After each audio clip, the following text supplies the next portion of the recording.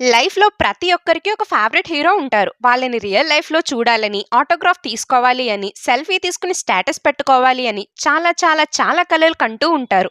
But నాకలాంటి problems అయితే ఏం లేవు. బికాజ్ నా లైఫ్‌లో నా ఫేవరెట్ హీరో మాత్రం ఎప్పటికీ మా నాన్న.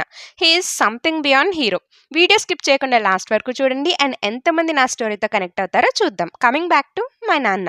సమ్మర్ సీజన్‌లో మా ఊర్లో చాలా వేడిగా ఉంటుంది. అసలు ఇల్లు వదిలి బయటకు వెళ్ళలేం. వెళ్ళినా కాకిలా మాడిపోయి రావాల్సిందే. ఇంట్లో ఫ్యాన్ కింద కూర్చుని ఉన్నా సరే ఒళ్ళంతా చెమటలు పట్టేస్తాయి. అలాంటి టైంలో కూడా ఉదయాన్నే నాన్న లేచి పొలంకి వెళ్ళేవారు. మిట్ట మధ్యాహ్నం కూడా ఈరోజు చాలా పనుంది అంటూ అన్నం తినేసి బయటికి వెళ్ళిపోయేవారు. సాయంత్రం ఇంటికి వచ్చినప్పుడు అప్పుడప్పుడు కాస్త కోప్పడేవారు. ఎందుకు కారణం లేకుండా నన్ను ఇలా అంటున్నారు అని నా చిన్నప్పుడు చాలాసార్లు అనుకునేదాన్ని. ఆయన అప్పుడు ఎందుకు అలా అనేవారో రోజులు గడిచే కొద్దీ నాకు అర్థమయ్యేది. అలసట, ఒళ్ళంతా నొప్పులు, తలపోటు, కాళ్ళు పెట్టేసేవి. చాలా కష్టపడ్డారు. ఒక్కొక్క రూపాయి నిజాయితీగా చెమట చిందించి సంపాదించేవారు. ఆయన చిందించిన ప్రతి చెమట బొట్టు రూపాయి రూపంలో మాకు కనిపించేది. ప్రతి రూపాయిని అవసరానికి మాత్రమే ఖర్చు పెట్టేవారు. వాటితోనే మమ్మల్ని చదివించారు. పిల్లలు ఐఏఎస్, ఐపీఎస్లు అయితే చూడాలి అని ప్రతి తల్లిదండ్రులకి ఉంటుంది. కానీ ఆ కోరిక అందరికీ నెరవేరదు. అలానే మా నాన్నగారి కల కూడా కలలానే మిగిలిపోయింది.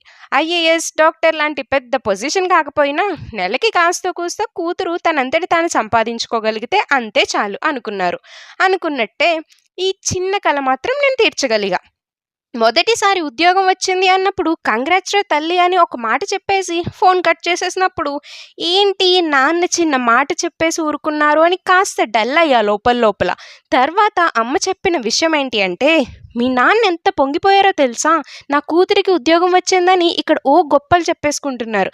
ఈరోజు ఫోన్ చేసిన ప్రతి ఒక్కరికి హలో కంటే ముందు నీ సంగతే చెప్తున్నారు.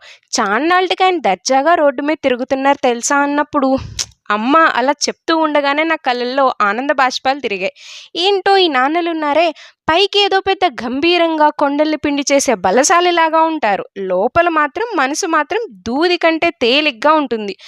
కొంచెం పైకి చెప్తే ఏమవుతుంది, షేర్ చేసుకుంటే మాకు కూడా కాస్త అర్థమవుతుంది కదా.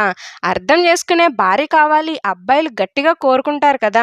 బహుశా ఇందుకేనేమో ఫీలింగ్స్ని ఎక్స్ప్రెస్ చేయరు. ఆడపిల్లలకేమో అందంగా ఒక చిన్న అబద్ధం చెప్పినా చాలు. అమ్మల కంటే అలవాటైపోయింది. మా అమ్మని చూస్తున్నా కదా, ఆ ఓపిక, ఆ సహనం. ఏదో సినిమాలో డైలాగ్ ఉంటుంది కదా, ఆ అందం ఏంటో ఆర్డర్ ఇచ్చి చేయించుకున్నట్టుంది అని. అలా మా అమ్మ సహనం ఏదో ఆర్డర్ ఇచ్చి చేయించుకున్నారేమో మా నాన్న అనిపిస్తుంది నాకు. ఇప్పటి వరకు చెప్పిందంట జస్ట్ చాలా చాలా కొంచెం శాతం మాత్రమే. నా కుటుంబం, నా అమ్మ నాన్న, నా చిన్ని ప్రపంచం.